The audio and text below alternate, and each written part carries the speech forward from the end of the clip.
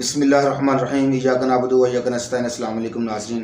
जनाब, आजकल जो है वो सबसे जो हाई प्रोफाइल केस है पाकिस्तान के अंदर दुआ ज़हरा का केस है और तमाम पाकिस्तानी ये चाहते हैं कि इस केस का जल्द से जल्द कोई ना कोई हल निकले।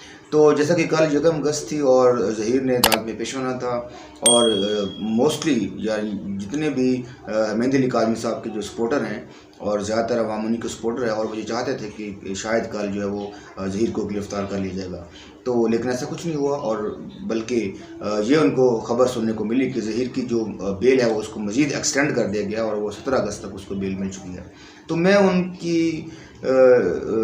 यकीन दहानी के लिए या उनकी तसल्ली के लिए ये बात करना चाहता हूँ कि ये पाकिस्तानी निज़ाम है, पाकिस्तानी कानून है। यहाँ पे अगर आपके फेवर में हर चीज़ हो उसके बाद भी आपको जो है वो यहाँ पे शायद सालों साल भुगतना पड़ता है केसेस के अंदर। तो यहाँ पे तो ये सारी की सारी जो है वो गेम ही उल्टी है। यहाँ पे तफ्तीशी अफसर जो है वो उनके अपने थे। जो नए तफ्तीशी अफसर लगाए हैं सईद गनी साहब, उन्होंने कल चलान ही पेश नहीं किया तो नैले पे दहला हो गया।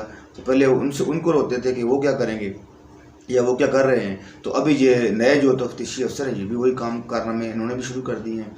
तो मैं ये चाहता हूँ, मैं ये समझता हूँ कि इसमें देखें पाकिस्तानी जो पुलिस है ना वो आपको मेरे ख्याल में इसमें कोई ऐसी ढकी छुपी बात नहीं है कि पाकिस्तानी पुलिस कोई सीधे रास्ते पे कभी कुछ चल रही हो या कोई ऐसा काम करे जिससे किसी अवाम का फ़ायदा हो, तो वो बहुत मुश्किल से होता है ऐसा। मेरे साथ पुलिस का वास्ता पड़ चुका है और मैं ये समझता हूँ, मुझे पता है कि पुलिस किस तरह से जो है वो हीले बहाने करती है और किस तरह से जो केसेस हैं उनको ट्विस्ट देती है, तो कैसे वो केस को ख़राब करने में कितने एक्सपर्ट होते हैं। तो मैं ये शुरू दिन से कह रहा हूँ, पहले भी कह चुका हूँ कि अगर तफ्तीशी अफसर अच्छा होता, इसको प्रॉपर तरीके से इन्वेस्टिगेट करता शुरू से, तो केस इतने लंबा जाता ही ना और वो जल्दी इसका हल निकल आता। लेकिन अब जिब्रान नासिर साहब और जो मेहंदी अली काज़मी साहब उनकी रिक्वेस्ट के ऊपर नया तफ्तीशी अफसर लगाया गया सईद गनी साहब, तो वो भी अब वही काम कर रहे हैं जो शौकत शाहनी साहब कर रहे थे। मैं कहता हूं कि जितने मर्जी आप तफ्तीशी अफसर चेंज कर लें, अगर कहीं ना कहीं पुलिस की इन्वॉल्वमेंट है या कहीं ना कहीं पुलिस को प्रेशराइज किया जा रहा है या कहीं से एक्सटर्नल प्रेशर है, तो जितने मर्जी तफ्तीशी अफसर चेंज कर लें रिज़ल्ट एक ही निकलना है। बस इसके लिए आपको क्या करना पड़ेगा, साबित कदम रहना पड़ेगा, मेहनत आपकी मज़ीद बढ़ जाएगी जिस तरह के आप पहले ऑलरेडी कर रहे हैं। जिब्रान नासिर साहब इसमें जो है वो तारीफ़ के काबिल हैं, इसमें जो मेहंदी अली काज़मी साहब तारीफ़ के काबिल हैं कि उन्होंने जो है वो इस केस को बहुत तहम्मुल से जो है वो लड़ा है, इस्तकामत से लड़ा है। तो आगे भी ऐसी ही इस्तकामत दिखानी पड़ेगी अगर इसमें वो कामयाब होना चाहते हैं। अगर उन्होंने जल्दी हाथ खड़े कर दी तो फिर इसके अंदर कामयाबी बहुत मुश्किल हो जाएगी, क्योंकि देर होगी क्योंकि अगर पुलिस अच्छा काम नहीं कर रही हो तो देर लगेगी, लेकिन जो है वो अंधेर नहीं होगा, कहीं ना कहीं से रोशनी ज़रूर आएगी और जो है इंशाल्लाह मेहंदी अली काज़मी साहब इसमें कामयाब होंगे। और मैं क्यों चाहता हूँ कि मेहंदी अली काज़मी साहब कामयाब हो उस केस के, मैं कभी भी नहीं चाहता, मेरी ये ख्वाहिश बिल्कुल नहीं है कि बच्ची जो है वो इस तरह से जो है वो भाग के जो है वो अगर शादी की है या उसको अगवा किया गया है तो बच्ची इस तरह से जो है वो बाहर जो है वो अपनी लाइफ गुजारे, क्योंकि इसमें ज़िल्लत और रिसवाई के अलावा जो है वो कुछ भी नहीं है। और मेरी तमाम बेटियों को ये पैगाम है कि अगर आप घर से जाकर शादी करती हैं तो कभी मत ये सोचें कि आप कभी कोई आपकी ज़िंदगी में कभी खुशी आपको आ सकती है, मिल सकती है। तो चंद दिन की शायद खुशी मिल जाए आपको, उसके बाद आपको सिर्फ हर तरफ अंधेरा ही नज़र आएगा, क्योंकि ज़िल्लत और रसवाई नज़र आएगी। आपको ये मुआशरा जो है वो ज़िंदा रहने देगा, आपको रसवाई मिलेगी हर जगह पर, जहाँ भी आप जाएंगे आपको रसवाई मिलेगी, आपको लोग बातें करेंगे।